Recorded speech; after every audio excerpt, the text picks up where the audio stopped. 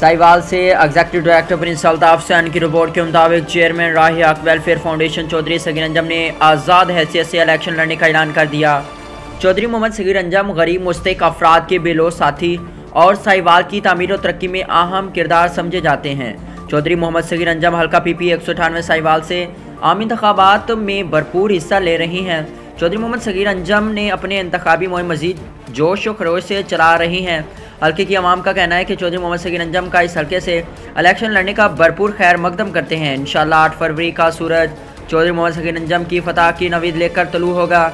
सदर राही हक welfare foundation अवामी रहनुमा मियां बाबर सगीर ने भी अपने हल्के की आवाम के साथ मिलकर डोर टू डोर इंतखाबी मुहिम चला रही हैं। आज़ाद उम्मीदवार इंसान दोस्त शख्सियत चौधरी मोहम्मद सगीर अंजम ने अपने हल्के के मुख्तलिफ देहातों में आवाम से खिताब करते हुए कहा कि हल्के की आवाम की खिदमत मेरी पहली तरजीह है और हल्के को तरक्की याफ्ता बनाना और गुरबत पसमानदगी का खात्मा भी हमारी तरजीहात का हिस्सा है।